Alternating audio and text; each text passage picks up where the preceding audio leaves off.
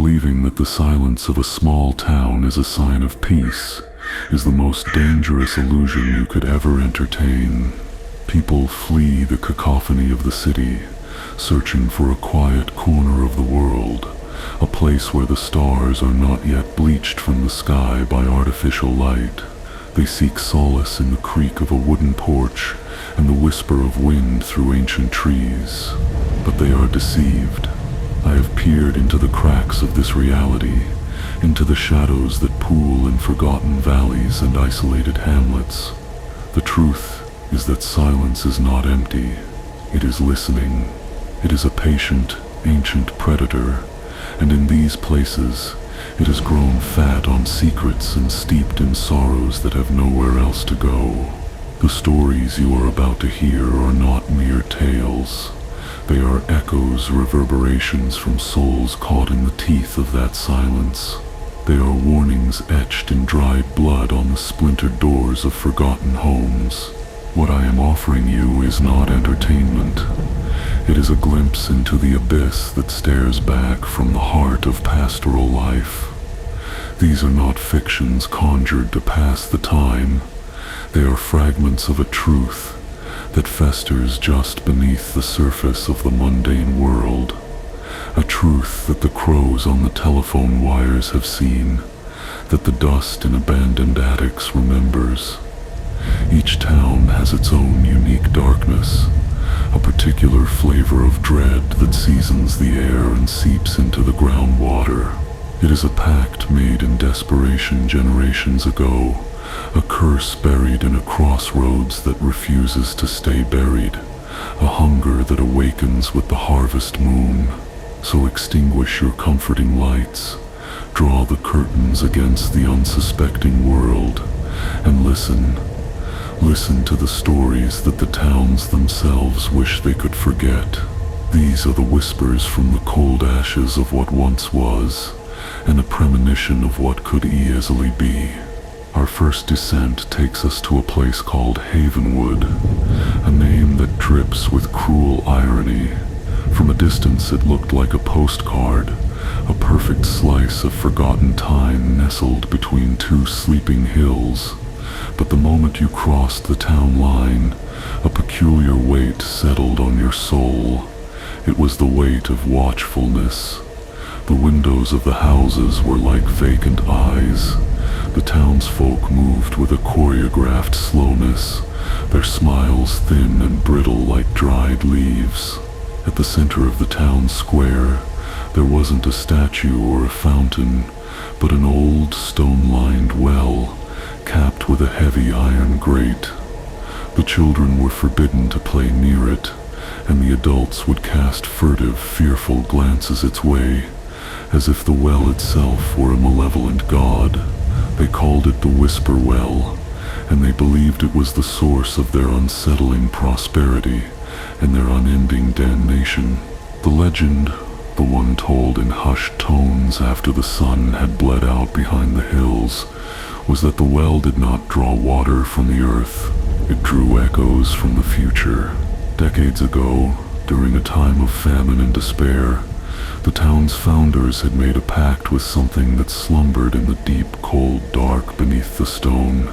In exchange for knowledge of impending disasters, a coming flood, a spreading blight, a market crash, the well demanded a tribute. It demanded secrets. Not the petty, sordid secrets of adultery or theft, but the deep secrets, the unspoken fears, the darkest thoughts, the private griefs you wouldn't confess even to the void. The townsfolk would go, one by one, in the dead of night, and whisper their deepest vulnerabilities into the cold mouth of the well, feeding the entity that dwelt within. And the well in return would whisper back. A farmer would hear the exact date a fire would consume his rival's barn.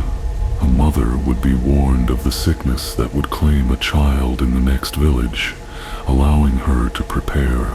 Havenwood always seemed to be one step ahead of misfortune, its crops always plentiful, its people strangely insulated from the world's random cruelty. But the price was a slow, creeping corruption of the soul.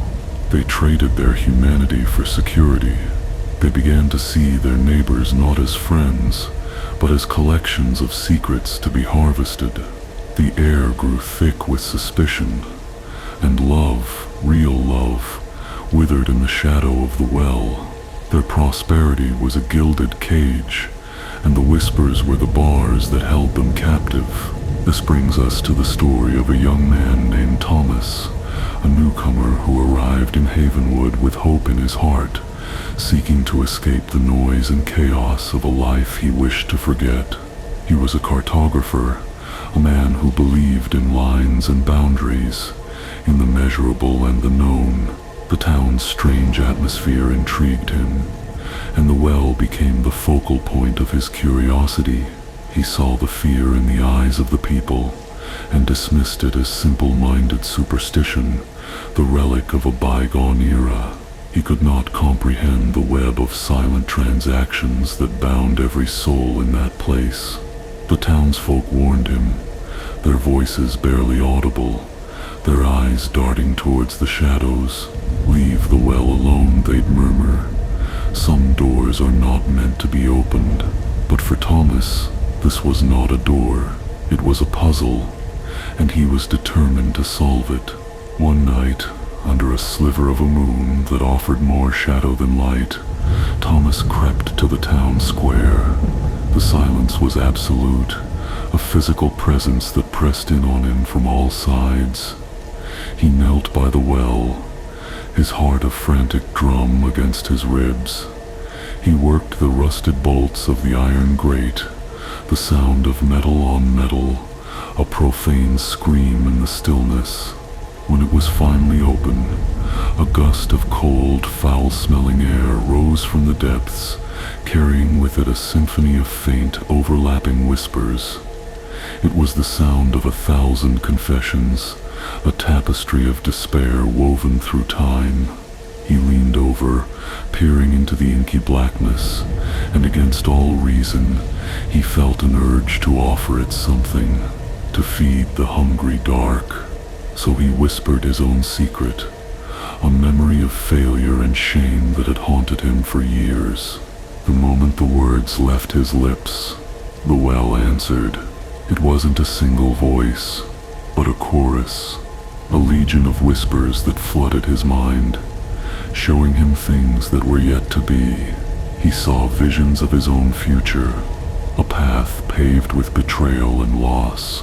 He saw the face of the woman he would come to love, and then he saw her grave. He saw his own hands, old and spotted, turning the pages of a book he had not yet written, a book filled with the secrets of Havenwood. And then he heard the final, most terrifying whisper.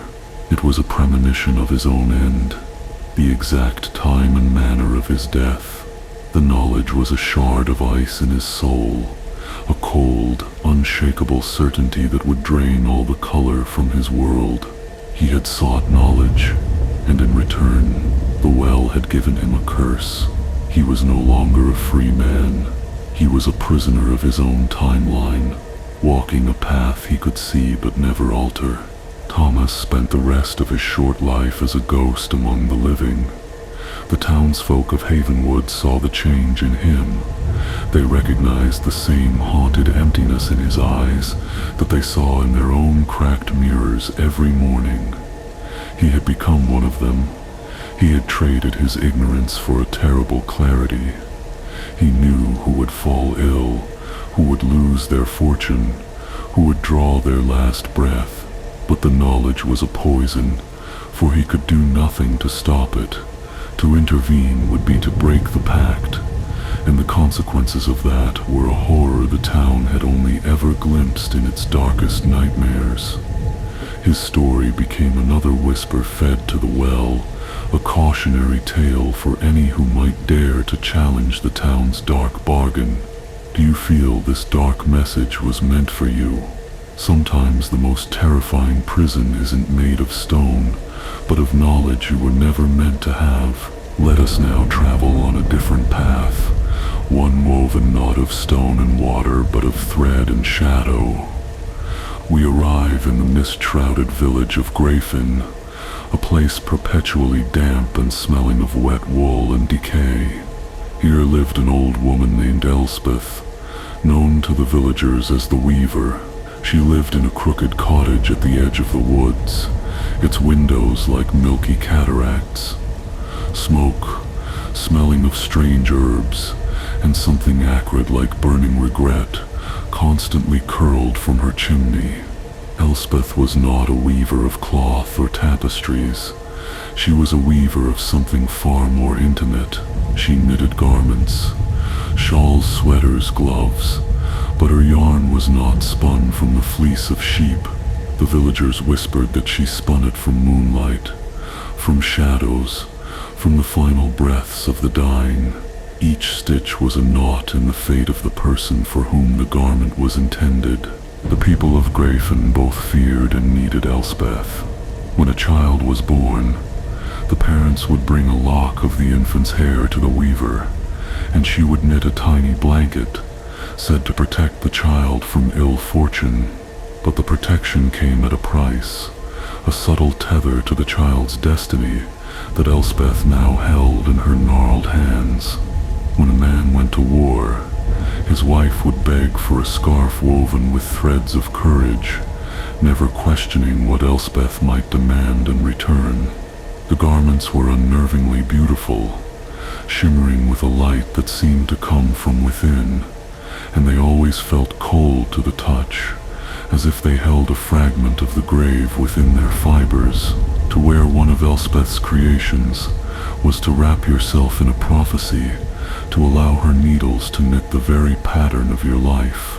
The central story from Greyfen revolves around a young woman named Anya, whose beauty was a rare flower in that bleak and colorless village. She was in love with a young man named Liam, a woodsman with kind eyes and a strong heart. They planned to marry, a small spark of light in the oppressive gloom of the town. But the village elder, a cruel and wealthy man named Murdoch, desired Anya for himself. He saw her not as a person, but as a possession, a prize to be won. He went to Elspeth's cottage, his pockets heavy with gold, and commissioned a wedding shawl for Anya. He did not bring a lock of her hair or a treasured memento. Instead, he brought a crow's feather dipped in dried blood, and a list of demands whispered into the foul-smelling smoke of Elspeth's hearth. Elspeth, her eyes gleaming with an ancient predatory light, took Murdoch's offering. For 7 days and 7 nights, the click of her needles was the only sound that came from her cottage. She wove a shawl of the deepest black, a color that seemed to drink the very light from the room. It was threaded with shimmering silver, like spider webs coated in frost. It was a masterpiece of malevolent art. Into its pattern, she wove Murdoch's desires, threads of obedience, knots of sorrow, a weave of forgetfulness that would erase all memory of Liam from Anya's heart. The shawl was not a gift of love. It was a shroud for Anya's soul, a cage of woven threads designed to trap her will and bind her to Murdoch forever. Every soul that joins us here feeds the voice that whispers from the darkness. Your presence gives power to these warnings, ensuring they are not lost to the silence. On the day of the forced wedding, Murdoch presented the shawl to Anya. As the dark, cold fabric settled on her shoulders, a visible change came over her. The light in her eyes flickered and died, replaced by a vacant, placid acceptance. The memory of Liam, her great love, dissolved like mist in the morning sun. She stood beside Murdoch at the altar, a beautiful, empty doll, her will no longer her own. Liam, watching in horror from the back of the church, saw the truth. He saw the subtle, shimmering threads of the shawl and understood that Anya was not just wearing a garment. She was trapped within it. The wedding was a funeral, the death of the woman he loved, and the whole village watched in complicit silence, too afraid of the weaver to intervene. Liam, consumed by a grief that burned hotter than any fire, ran to Elspeth's cottage. He burst through the creaking door to find her sitting by her hearth, her needles still, her eyes closed, as if she were listening to some distant, sorrowful music. He demanded she undo what she had done, that she unravel the curse she had woven into the shawl. Elspeth merely smiled, a terrifying, bloodless expression. The threads of fate, once woven, cannot be undone, she rasped. To cut a thread is not to free her, but to sever her from the tapestry of life itself. Her soul is now part of the pattern. Unravel the shawl, and you unravel her. She explained that the price for such a powerful weaving was not gold, but a life. The shawl would keep Anya docile and obedient to Murdoch, but it would also slowly, inexorably, drain her life force, feeding the dark magic woven into its fibers. Desperate, Liam hatched a dangerous plan. He knew he could not destroy the shawl without killing Anya, but perhaps he could alter the pattern. He began to study the ancient folklore of the region, the forgotten symbols and runes that were said to hold power over such enchantments. He learned of a counterweave, a dangerous and forbidden form of magic that could introduce a new thread into an existing pattern. He gathered the necessary components, a thread spun from his own hair, stained with his own blood, and a needle carved from the bone of a crow. He intended to weave his own love and devotion back into the shawl, to fight Elspeth's magic with his own. It was a fool's hope, a desperate gamble against a power he could not possibly comprehend. One moonless night, Liam broke into Murdoch's manor. He found Anya sleeping, a pale and beautiful statue in the cold moonlight, the dark shawl draped over a chair beside her bed. His hands trembled as he took it. The fabric felt unnaturally cold, a chilling cold that seemed to leach the warmth from his very soul. He began to work, his clumsy fingers pushing the bone needle through the impossibly tight weave.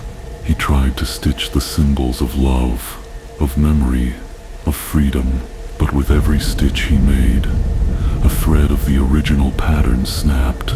He could hear them, faint, sharp sounds like a breaking heartstring. He was not adding to the pattern, he was destroying it.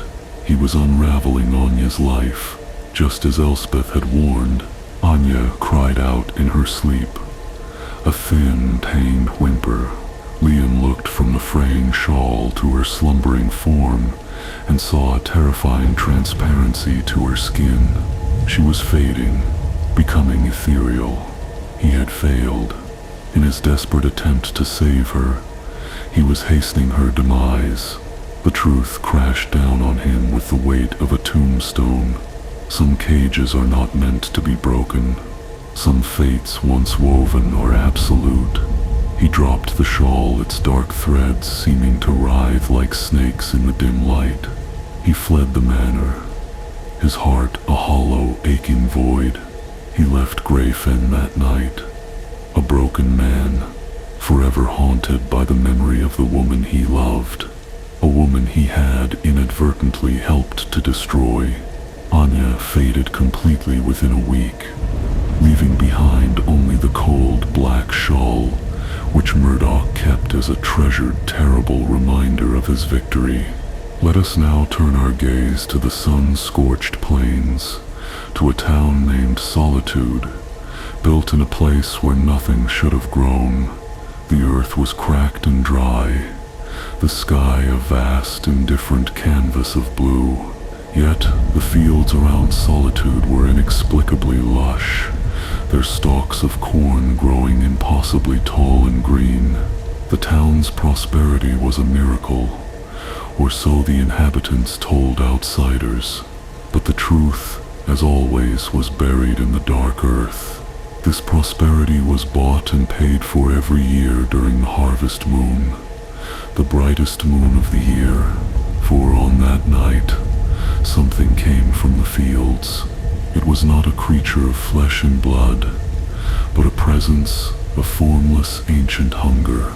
The townsfolk called it the Silencer, and its tribute was not grain or livestock, but sound. The tradition was known as the Hush. For the entire night of the harvest moon, from the moment the sun disappeared to the moment it crested the horizon again, the entire town had to remain in utter and complete silence. No spoken word, no cry, no laugh, no cough, no footstep, no creaking floorboard. Every sound was a beacon, an invitation to the thing that stalked the corn rows.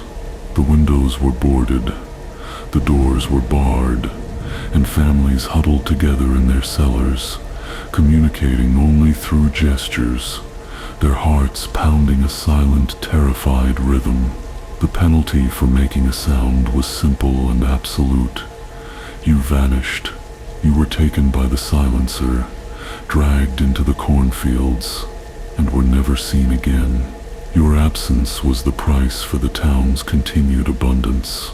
This tale centers on a family new to Solitude, the Clarks. They were a young couple, David and Sarah, with their 7-year-old daughter, Lily. They had bought a small farmhouse on the edge of town, lured by the cheap land and the promise of a quiet life. They were unaware of the town's dark secret, viewing the eccentric preparations for the Hush as a quaint, harmless local festival. The townsfolk, bound by a fear that was older than memory, tried to warn them in clipped, vague sentences. Stay inside tonight, they'd say, and be quiet for the harvest.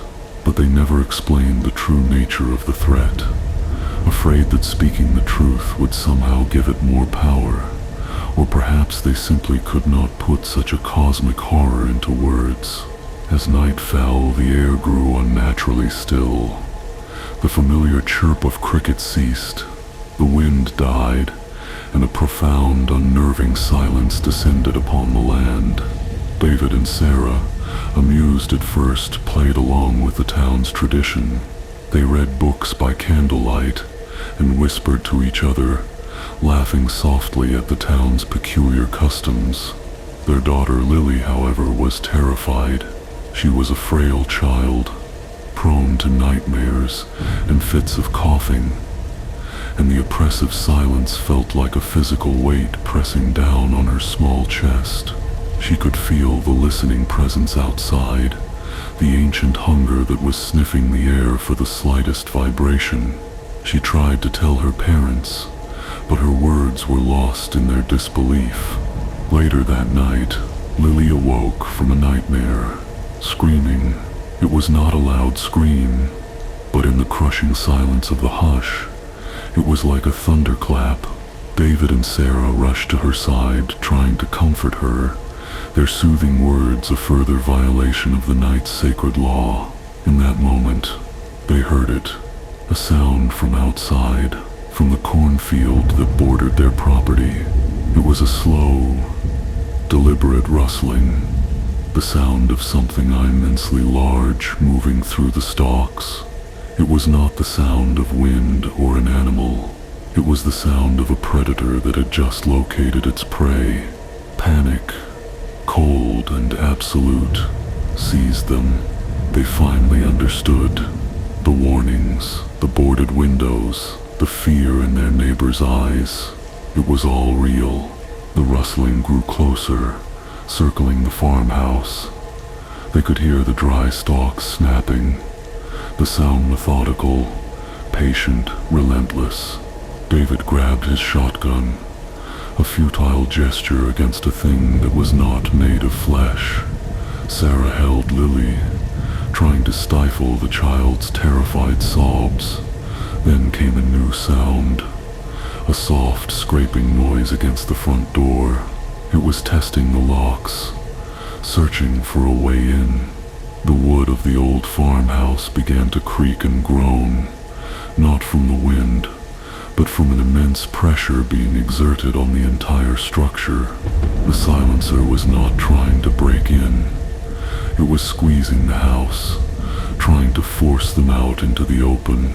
The pressure intensified, and a spider web of cracks appeared in the plaster walls. Dust rained down from the ceiling. A floorboard upstairs gave a loud, sharp crack under the strain. The pressure outside immediately ceased. The presence had been drawn to the new sound. They heard the rustling move away from the door and around to the side of the house, directly beneath the room where the sound had originated. There was a moment of terrifying silence, and then the sound of splintering wood and shattering glass as the entity tore through the wall of the house, entering the second floor. They could hear it moving above them, its passage marked by the groaning of timbers and the cracking of floorboards. It was not searching for them with eyes. It was listening for the beat of their hearts, the whisper of their breath. Huddled in the darkness of the living room, David made a desperate choice. He knew they could not remain silent forever. Sooner or later, a cough, a sob, a stumble would betray them. He looked at his wife and daughter, his heart breaking. He made a silent gesture for them to run to the cellar, the safest, most soundproof part of the house. As they scurried away, he took a deep breath.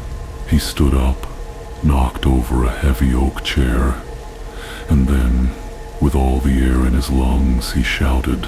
He yelled. He screamed. He cursed the thing in his home, drawing its full attention to himself. The movement upstairs stopped, and then the ceiling directly above him began to splinter and buckle. David had made himself the tribute. He had bought his family a few precious seconds of silence with the only currency that mattered. Sarah, in the cellar, heard the monstrous crash from above, followed by a sudden, final, and absolute silence. She and Lily survived the night, but the price was a husband and a father, taken by the harvest. They left Solitude the next day, another family broken on the altar of a town's dark bargain. Our path now leads us to a place of crumbling faith, the village of Sanctuary, dominated by the spire of a cathedral that had not seen a true believer in generations. The church was a monument to forgotten piety, its stones stained with moss, its bell tower home to a flock of silent, watchful crows. The bell itself, a massive bronze relic named Penance, had a sinister reputation.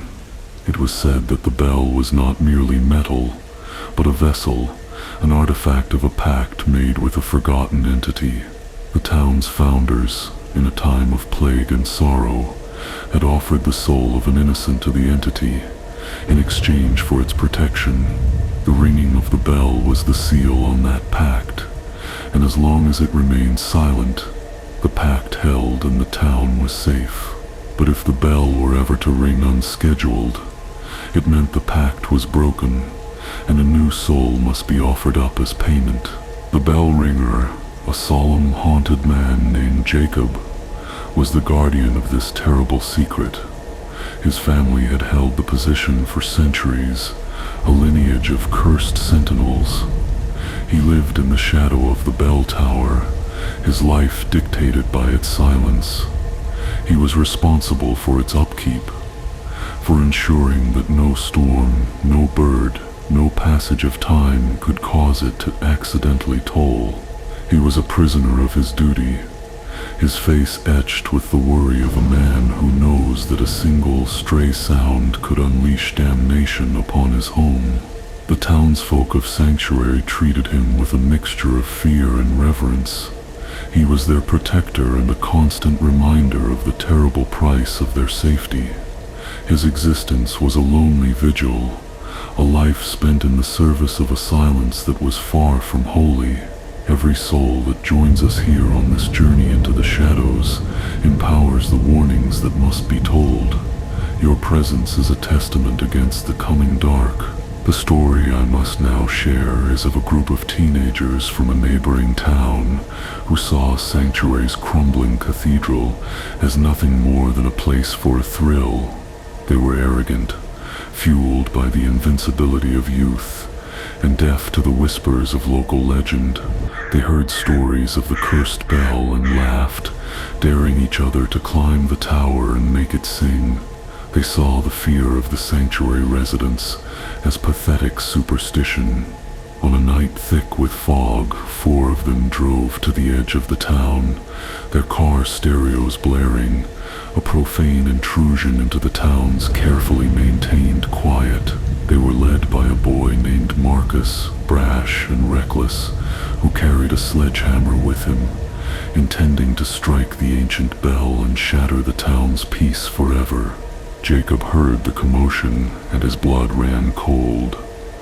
He rushed from his small cottage, his heart a frantic drum against his ribs. He intercepted the teenagers at the base of the tower, pleading with them, his voice hoarse with a terror they could not comprehend. "You don't understand what you are doing," he begged. "This is not a game. You are tampering with things that should be left undisturbed." Marcus and his friends simply laughed at the old man, pushing him aside.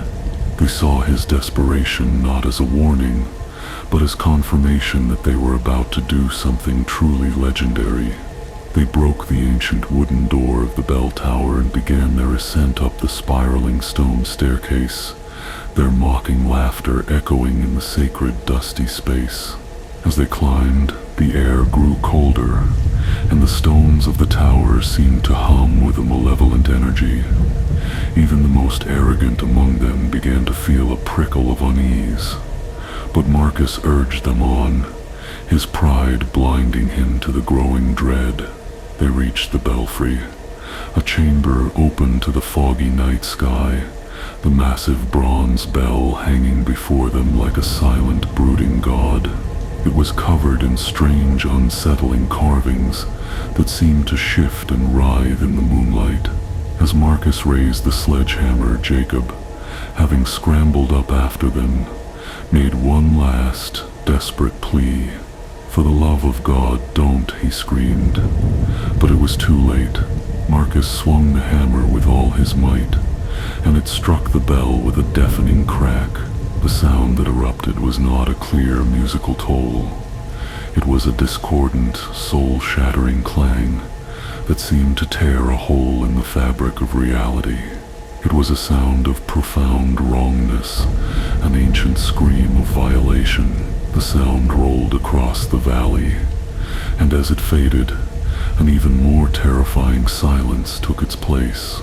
The crows that roosted in the tower took to the sky, not in a flurry but in a single, silent black mass.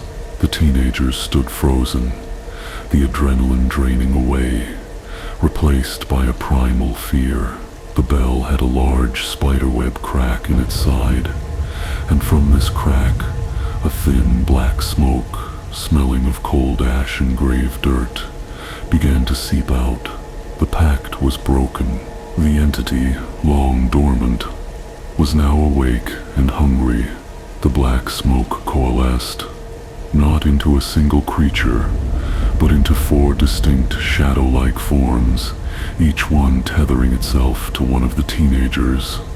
It was an invisible, parasitic presence that latched onto their souls. They felt a sudden, inexplicable cold, a hollowing out of their very being. They fled the tower, stumbling down the stairs, their laughter replaced with panicked screams. They drove away from Sanctuary at reckless speed, but they did not escape. They had been marked. The curse of the bell, the debt that was now owed, followed them. They did not understand what had happened, but they knew, with a certainty that settled deep in their bones, that they were no longer alone. Over the next few days, their lives began to unravel in horrifying ways. They were plagued by nightmares of a vast, silent, empty church. They saw fleeting shadows in the corners of their vision, heard whispers in rooms that were empty, One by one, misfortune, cruel and specific, befell them.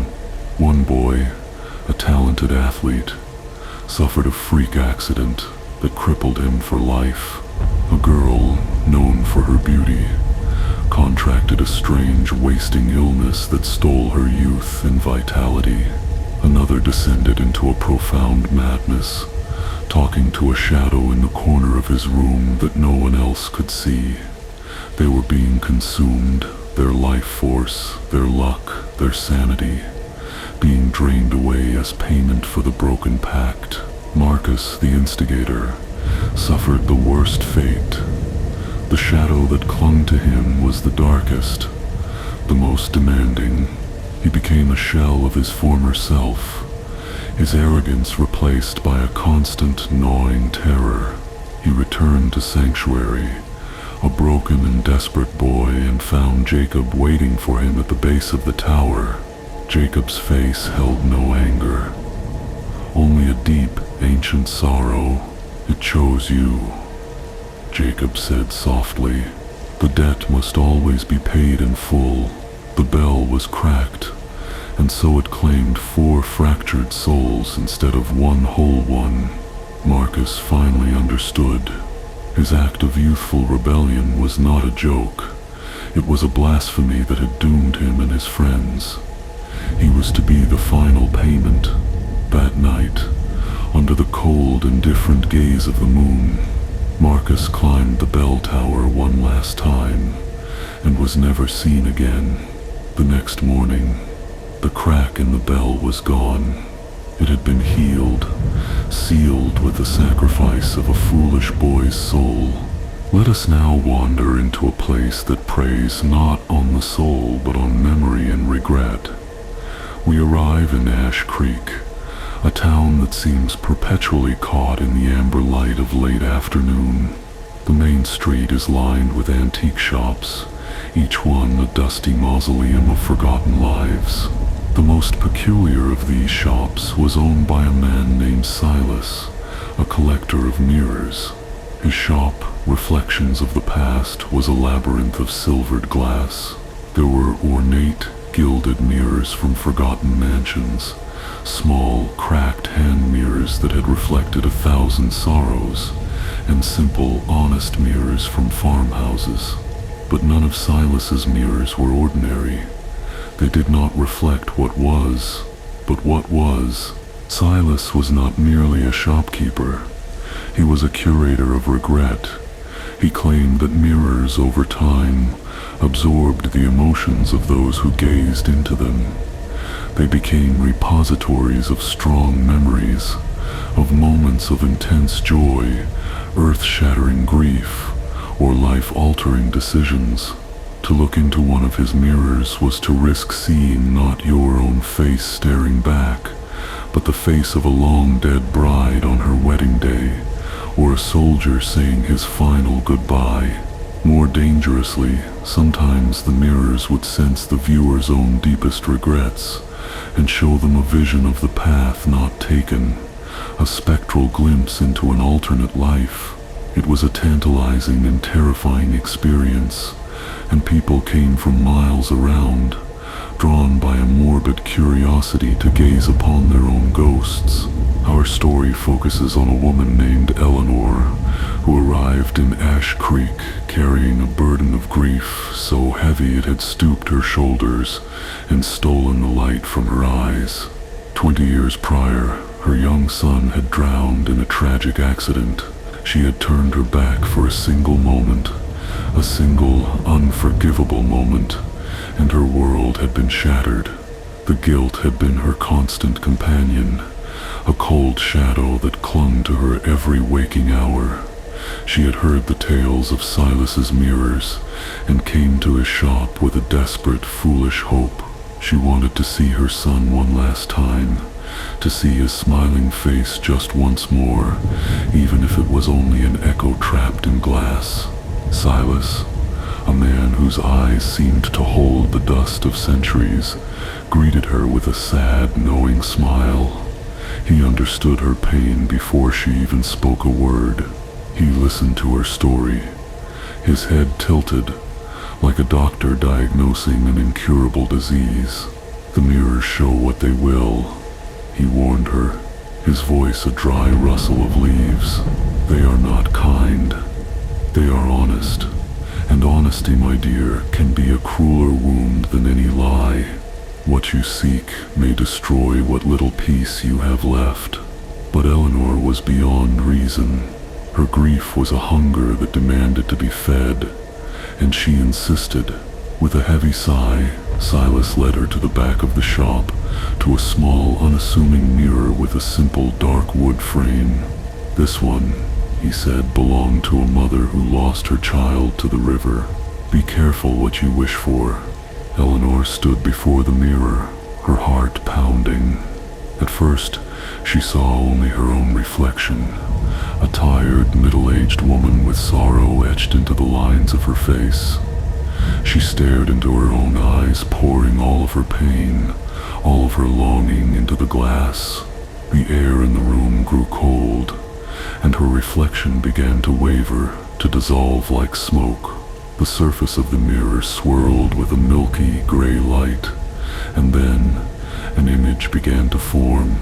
It was a sun-drenched riverbank, and there, playing by the water's edge, was a little boy with her son's bright, laughing eyes. It was him. He was alive. He was happy. He was whole. Tears streamed down Eleanor's face, a torrent of love and grief. She reached out, her fingers pressing against the cold, unyielding glass, trying to bridge the impossible distance between her world and his. The vision in the mirror continued. She saw the boy grow.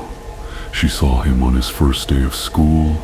She saw him score a goal in a soccer game. She saw him graduate. She was watching the life her son should have had, a life that was stolen from him, from her. It was both a beautiful and an agonizing torture. The vision was so real, so vivid, that her own world, the dusty antique shop, the pain of the last 20 years, began to feel like the dream. The world in the mirror became her reality, and she could not, would not, look away. Silas watched her, his face a mask of pity. He had seen this before. He knew that the mirror was not just showing her a memory, it was feeding on her regret, drawing her in, trapping her in a loop of what might have been. Days turned into a week, and Eleanor did not leave the shop. She stood before the mirror, motionless, her eyes wide and fixated on the life she never had. She refused food. She refused water, her body growing frail and weak, but her spirit was entirely captivated by the spectral world in the glass. The vision had become her life. Silas tried to pull her away, but she would scream, a raw animal sound of loss, as if he were trying to kill her son all over again. The mirror was consuming her, draining her life force to sustain its cruel illusion. Her physical form began to fade, to become translucent, as her essence, her soul, was being drawn through the silvered glass into the prison of her own regret. Do you feel this dark message was meant for you? Be wary of the past, for its ghosts are hungry, and they can devour the present whole. In the end, there was nothing Silas could do. He was merely the keeper of these cursed objects, not their master. One morning, he entered the back room to find Eleanor's physical body gone. She had not walked out. She had simply vanished. But she was not truly gone. He looked into the mirror, and there, standing on the sun-drenched riverbank behind the laughing spectral image of her son, was Eleanor. She was a faint, ghostly figure, a prisoner in her own perfect memory, her face a mask of blissful, eternal sorrow. She had found her son, but in doing so she had lost herself. Silas covered the mirror with a heavy black cloth, adding another tragic echo to his collection of haunted glass. Let us now travel down a lonely stretch of asphalt, a place known to locals as the Revenant's Mile. It was a section of highway that cut through a dense, dark forest, a road notorious for its fatal accidents. The curves were tight, the trees grew menacingly close to the shoulder, and a perpetual mist seemed to cling to the pavement, even on the clearest of nights. But the danger of the road was not merely physical. The locals whispered that the road itself had a memory. They claimed that the violent, sudden emotions of those who died there, the terror, the shock, the regret had seeped into the very tarmac, creating a psychic loop, a scar on the landscape that replayed its tragedies over and over again. On certain nights, especially on the anniversaries of the worst accidents, drivers would report seeing phantom headlights swerving towards them, or the spectral image of a wrecked car on the side of the road that would vanish when they got closer. Most terrifying of all were the apparitions of the victims themselves, seen standing by the roadside, their forms flickering like a faulty projection. For years these were just ghost stories, unsettling but harmless echoes of the past. But something changed. The echoes grew stronger, more substantial. The ghosts of Revenant Smile were no longer content to simply replay their final moments. They had grown lonely in their endless loop, and they had begun to reach out, to try and pull the living into their spectral, repeating nightmare. Our story follows a trucker named Al, a veteran of the road who had driven every highway in the country. He was a practical, no-nonsense man who scoffed at ghost stories and put his faith in his rig and his own steady hands. He had driven Revenant Smile dozens of times, dismissing the local legends as campfire tales for tourists. One rainy October night, he was making a late-night run, the hypnotic rhythm of his windshield wipers and the drone of his engine lulling him into a state of weary concentration. As he entered the most infamous curve on the mile, he saw her, a young woman soaked to the skin, standing on the shoulder of the road, her thumb out. She was pale, her dress was torn, and she had a desperate, pleading look in her eyes. Against his better judgment, Al pulled over. His company had a strict no-riders policy, but something about the woman's profound vulnerability moved him. She climbed into the cab, shivering, and thanked him in a voice that was barely a whisper. She said her car had broken down a mile back. As they drove, an unnerving silence filled the cab. Al tried to make small talk, but her answers were short and vague. He noticed she was unnaturally cold. The air around her was frigid. He cranked up the heat, but it seemed to have no effect. He glanced over at her and was struck by the strange old-fashioned style of her dress, and the fact that despite the pouring rain outside, she was no longer wet. In fact, she was perfectly dry. A cold knot of dread began to tighten in his stomach. He asked her where she was headed, and she pointed a trembling finger ahead into the gloom. "Just up here," she whispered. "Home." As they rounded the next bend, Al's headlights illuminated a horrific scene. A vintage car, the same model as one from a famous fatal crash in the 1960s, was wrapped around a massive oak tree. The wreckage was old, rusted, and covered in vines, yet it looked fresh in the glare of his lights. He slammed on the brakes, his heart hammering against his ribs. He turned to the woman, his voice catching in his throat, and the passenger seat was empty. She was gone. He was alone in his truck, the engine idling, the rain beating down on the roof. He had just picked up the ghost of Revenant Smile. Shaken, Al put the truck in gear and sped away, wanting to put as much distance as possible between himself and that cursed stretch of road. He looked in his rearview mirror, and his blood ran cold. The woman was there, in the back of his cab, her face pressed against the glass, her eyes no longer pleading, but filled with a hollow, terrifying emptiness. He blinked, and she was gone. He was hallucinating, he told himself. A trick of the light and a tired mind. But then his radio, which had been silent, crackled to life. It wasn't music or static, but a faint, distorted voice. A woman's voice whispering a single, repeating phrase. "You can't leave. You can't leave." The true horror began then. As he drove, the road ahead began to change.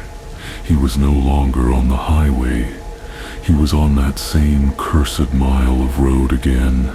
He passed the same curve, the same wreck, the same spot where he had picked up the ghostly hitchhiker.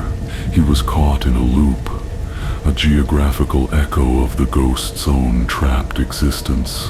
Panic set in. He floored the accelerator, but it was no use. Every time he thought he had broken free, he would find himself back at the beginning of the mile. The ghosts of the road were no longer just echoes. They were gatekeepers, and they had just claimed a new prisoner for their lonely purgatory. The road did not just remember, it refused to forget, and it demanded the same of anyone who traveled it. Ali drove for what felt like hours, or maybe it was days. Time had lost all meaning in that repeating nightmare. The ghosts became more aggressive. He would see them standing in the middle of the road, forcing him to swerve. Phantom cars would race towards him, passing through his rig like smoke. The woman's whisper from the radio became a constant, maddening companion. He was losing his mind, his sanity fraying with every pass of the wrecked car.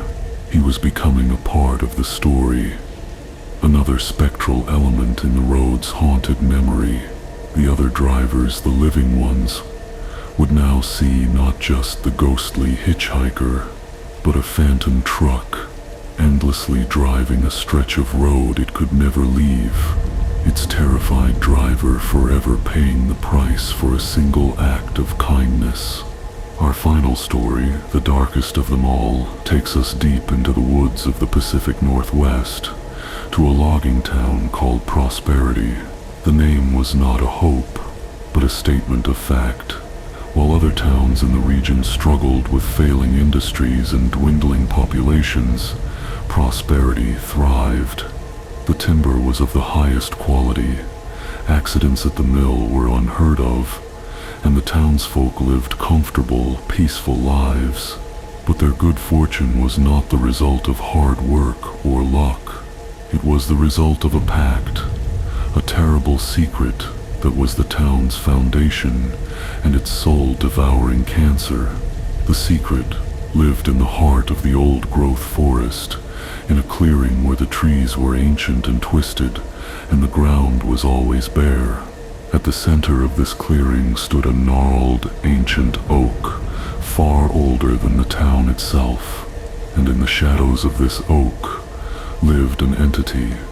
It had no name, but the town's founding fathers, in their desperation, had given it one, the Steward of the Woods. It was a being of primal hunger and territorial jealousy. The forest was its body, and the trees were its bones.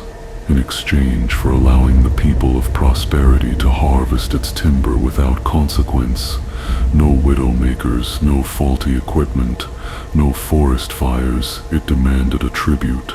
Once every decade, on the night of the new moon, the town had to offer it a life, a human life.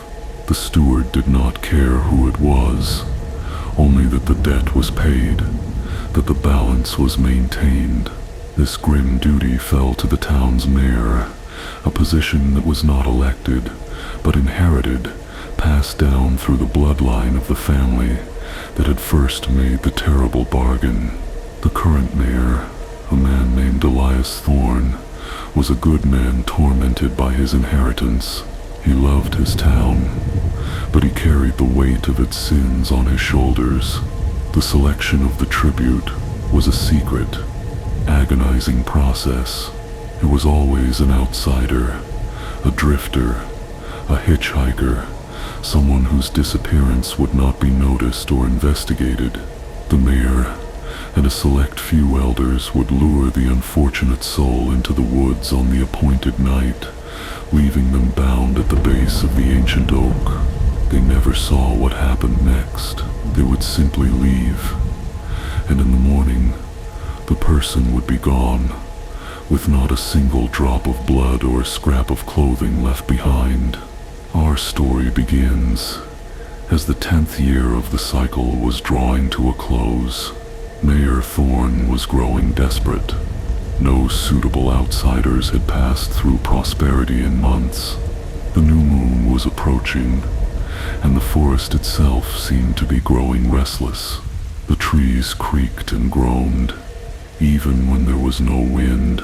The loggers reported seeing strange, fleeting movements in the deep woods, and a feeling of being watched was pervasive. The steward was growing impatient. The mayor knew that if the debt was not paid, the entity's protection would be withdrawn, and its anger would be unleashed upon the town. The prosperity they had enjoyed for so long would curdle into a nightmare of death and destruction.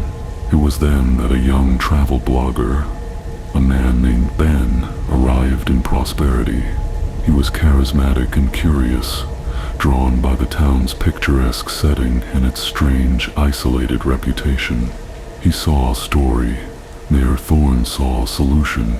With a heavy heart, Thorne began the grim process of befriending Ben, of earning his trust. He showed him the beauty of the forest, told him tales of the town's history, all the while a cold, sickening guilt gnawed at his insides. The other townsfolk played their part, their friendliness tinged with a desperate, sorrowful edge that Ben mistook for simple, small-town charm. He was being groomed for the slaughter, and he was completely, blissfully unaware. Do you feel this dark message was meant for you?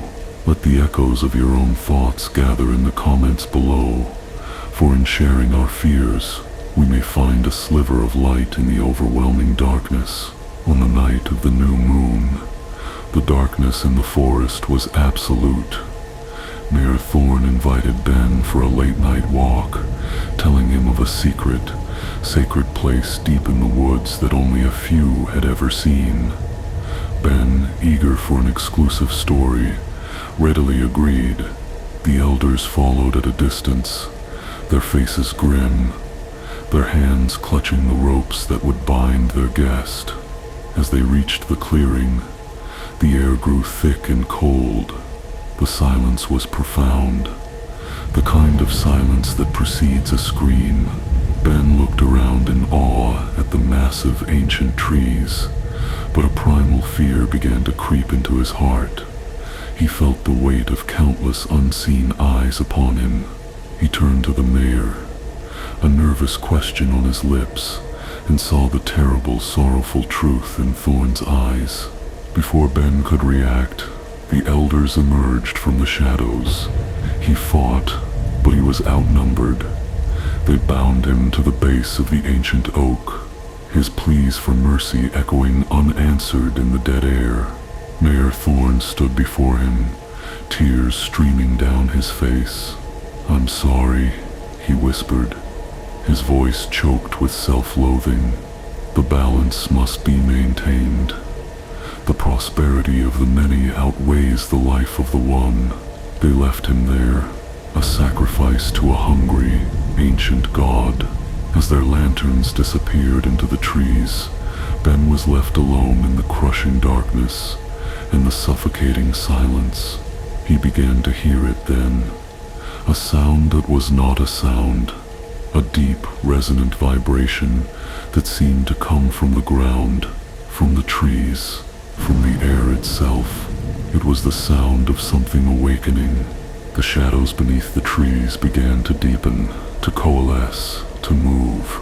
It was not a single creature, but the forest itself that was coming for him.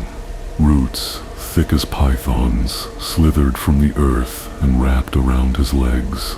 Branches, like skeletal fingers, descended from the canopy above, stroking his face. The entity was not a beast that lived in the woods. It was the woods. It was a consciousness of bark and leaf and soil. Ben didn't scream. The terror was too profound, too absolute for such a simple release. He felt his life force, his memories, his very essence being drawn out of him, absorbed into the ancient wood of the tree he was bound to. He was not being eaten. He was being assimilated, his life becoming another ring of growth on an ancient hungry tree. The next morning, the loggers went back to work.